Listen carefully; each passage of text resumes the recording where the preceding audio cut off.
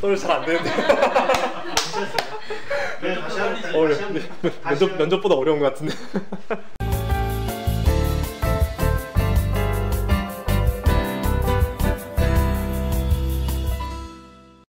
안녕하세요. 오늘 1일 실다방 기자로 오게 된 을지대학교 방사선학과 정유진, 송수환입니다. 자, 그럼 질문 드리기 전에 혹시 선생님들 소개 먼저 해주실 수 있으신가요? 네, 안녕하세요. 저는 강남세브란스 지금 1년째 근무 중인 유니티 치료실 담당자 양동준이라고 합니다. 네. 안녕하세요. 저는 강남세브란스 병원 방사선 종양학과에서 5개월째 근무 중인 김은비입니다.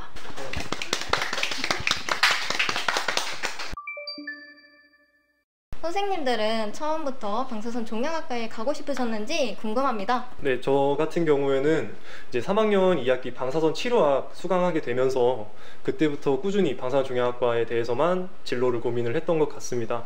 사실 그 가장 큰 계기로는 제가 방사선 치료학 실습 과정 중에 코어플랜이라는 RTP 시스템으로 치료 계획을 했던 경험이 있는데 그 경험이 사실 방사선 종양학과를 희망하게 되는 가장 큰 계기였던 것 같습니다. 저도 학부생 때 이제 실습을 하면서부터 나는 꼭 방사선 종양학과에 가고 싶다라는 명확한 진로가 생겨서 입사 지원도 모두 방사선 종양학과로만 하게 된 케이스입니다. 방사선 종양학과를 선택하시게 된 이유나 계기가 어떤 것인가요? 저는 일단 학부생 때 방사선 치료학을 이제 공부하면서 방사선 종양학과에서는 방사선을 이용해서 암을 치료한다는 거에 되게 뭔가 매력을 느껴서 방사선 종양학과에 가고 싶다는 생각이 들었는데요. 이제 실습을 하면서 선생님들께서 이제 방사선 종양학과에서 일을 하는 모습을 실제로 보면서 이제 환자분들과 어떤 유대감을 쌓고 환자분들도 이제 치료가 끝나실 때마다 선생님들 손을 이렇게 꼭 붙잡으시면서 오늘 너무 감사했다고 이런 인사하시는 걸 보면서 나도 꼭 방사선 종양학과에 지원을 해서 꼭 입사에 성공한 다음에 환자분들께 어떤 긍정적인 에너지를 주고 싶다 이런 목표가 생겨서 방사선 종양학과를 이제 선택하게 되었습니다. 종양학과에 들어오기 위해 가장 노력한 부분이 있었다면 무엇일까요?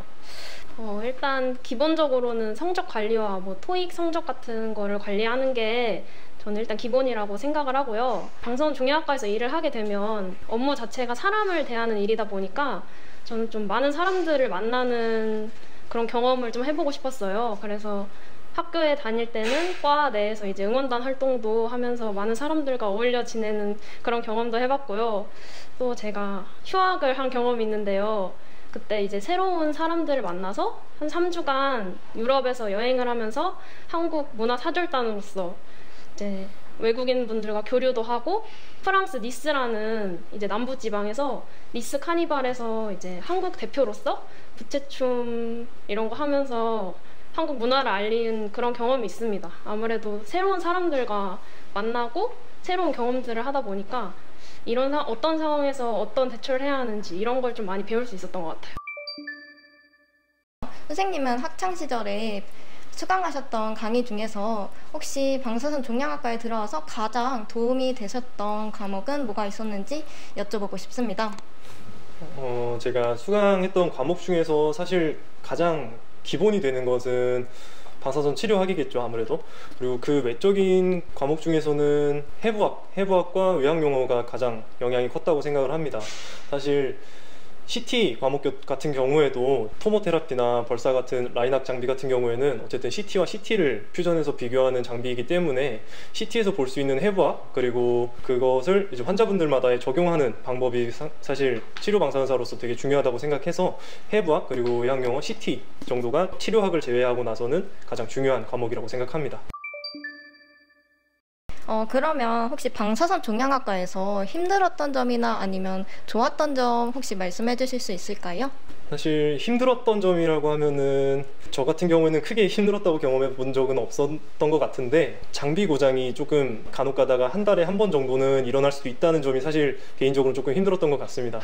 사실 장비 고장이 제가 어떻게 컨트롤할 수 있는 부분도 없고 환자분들에게 설명을 드리기에도 환자분들이 이해를 하실 수 있는 부분도 그렇게 100% 완벽하게 받아들여질 수도 없다고 생각을 하기 때문에 환자분들께서 이제 지방에서 오시는 분들도 계시고 주변에서 오시게 되더라도 이제 발걸음 하실 하셨는데 다시 귀가하셨다가 장기가 고쳐지는 대로 다시 연락을 드려도 치료가 진행을 할 수 있을지, 아니면 혹은 언제까지 밀리게 될지를 제가 정확하게 답변을 드리지 못하기 때문에 그런 부분이 조금 힘들었던 점인 것 같습니다.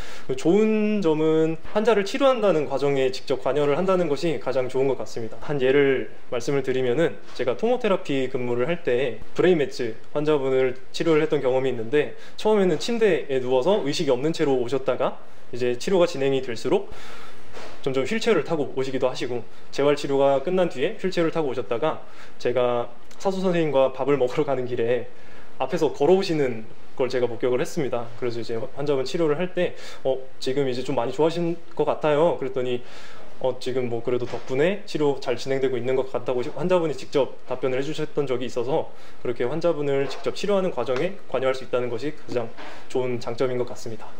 다음 질문으로는 이제 학생들이 가장 궁금해할 만한 질문인데, 혹시 스펙 관련해서 공개 가능하실까요?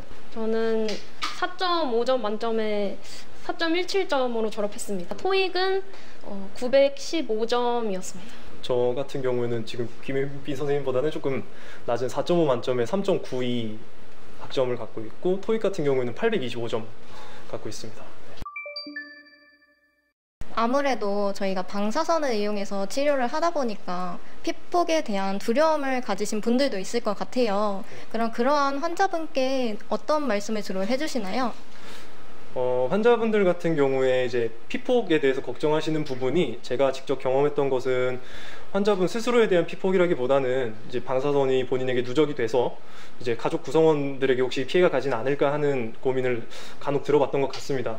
대부분의 환자분들이 집에 어린 아이가 있거나 아니면 고령의 보호자분들이 계셔가지고 걱정하셨던 부분인 것 같은데, 이제 그런 환자분들 같은 경우에는 방사선 치료 자체가 핵의학과 검사처럼 동위원소를 체내에 주입하거나 하는 것이 아니라, 방사선이 체내를 지나가면서 DNA 같은 부분에 영향을 주는 것이기 때문에 몸에 직접 축적이 되고, 그게 치료 이후에 다른 분들께 영향이 가진 않는다고 이제 환자분들께 설명을 드리면서 안심을 좀 시켜드리고 있습니다.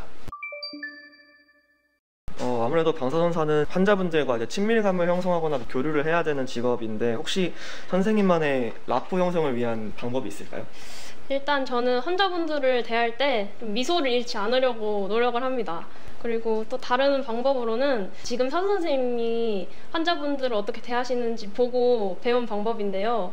일단 환자분들이 오시면은 이제 치료 좀 준비하는 동안 좀 환자분들과 스몰톡 하는 거를 제가 라포 형성하는 방법으로 쓰고 있습니다. 예를 들어서 요즘 날씨가 너무 덥잖아요.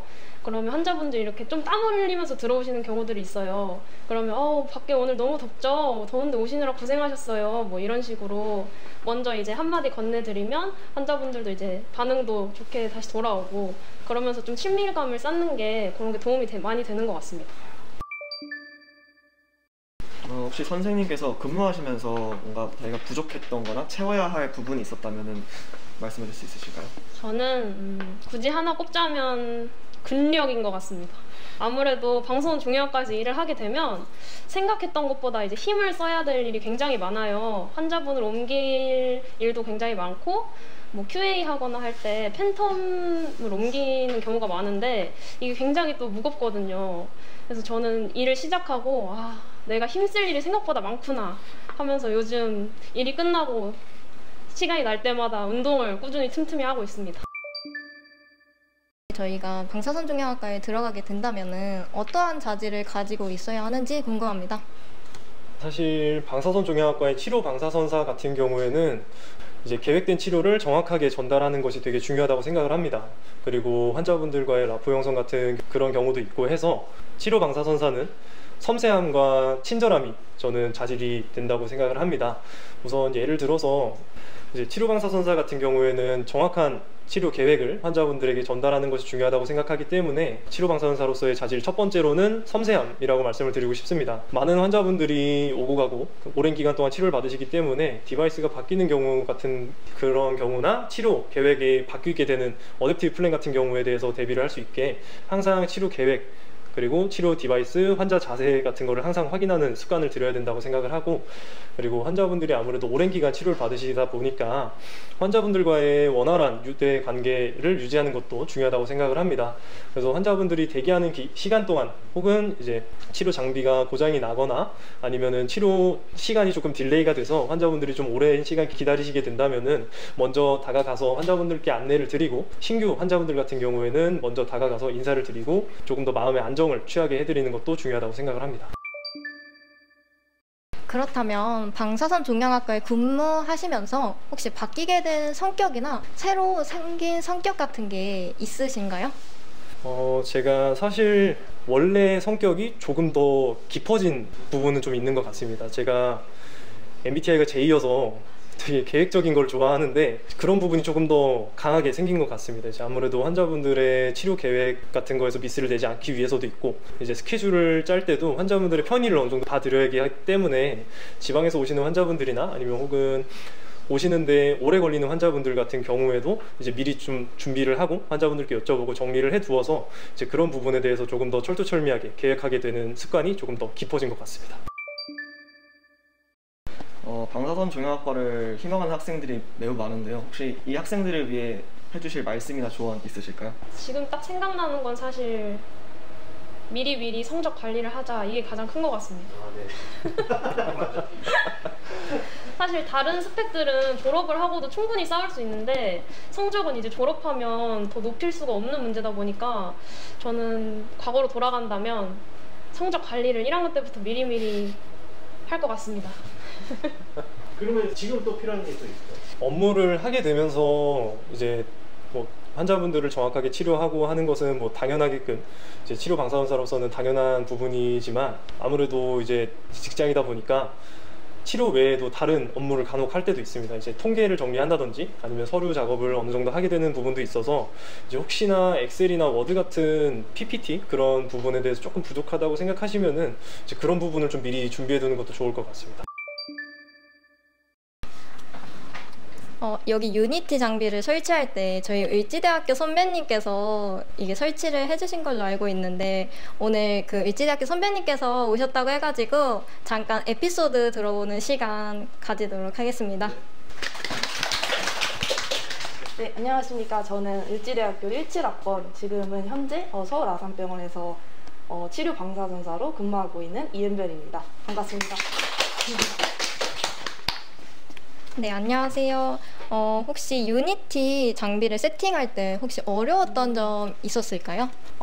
제가 조금 기억에 남는 에피소드가 하나 있긴 한데, 강남 세브란스 병원에 처음 졸업하고 계약직으로 입사했습니다. 그리고 유니티 장비를 셋업하는 멤버였는데, 아까 그 선생님께서 그 옆에 치료 방사선사 선생님들께 어떤 거를 학부생 때 준비하셨냐고 여쭤보셨는데, 저 같은 경우에는 가장 조금 신경을 썼던 게 대외 활동이나 영어였던 것 같습니다. 그래서 저는 토익보다는 솔직히 그 스피킹이 중요하다고 생각을 해서 영어 회화 연습을 많이 했는데요.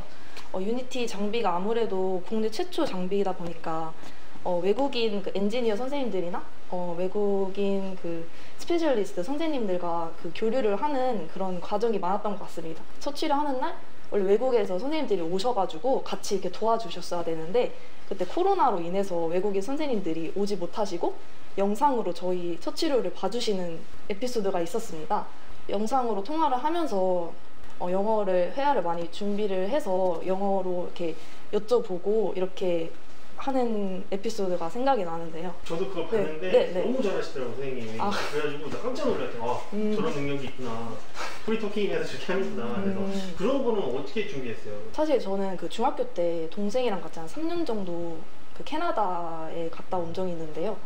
근데 좀 오래되다 보니까 입사할 때는 당연히 다 영어를 까먹은 상태였습니다. 근데 저는 대학교 다니면서 그래도 조금 영어에 관심이 있어서 솔직히 토익보다는 영어 스피킹 시험이 제 영어 실력을 보여드리는데 이게 중요하다고 생각을 해서 영어 회화 스피킹 시험도 준비했습니다. 사실 지금은 다른 병원에서 근무를 하고 있지만 제 생각에는 처음에 입사한 이 강남 세브란스 병원에서 여러 선생님들께 배운 능력으로 지금 아산병원에서 근무를 하고 있다고 생각을 합니다. 저에게 그런 좋은 배움의 기회를 주신 제 강남 세브란스 병원 팀장님께 감사하다는 말씀을 드리고 싶습니다. 인터뷰 해주셔서 감사합니다. 네, 감사합니다. 방사선 종양학과를 준비하는 학생들에게 도움이 될 만한 질문들이 너무 많았습니다. 오늘 이렇게 인터뷰 응해주셔서 정말 감사합니다.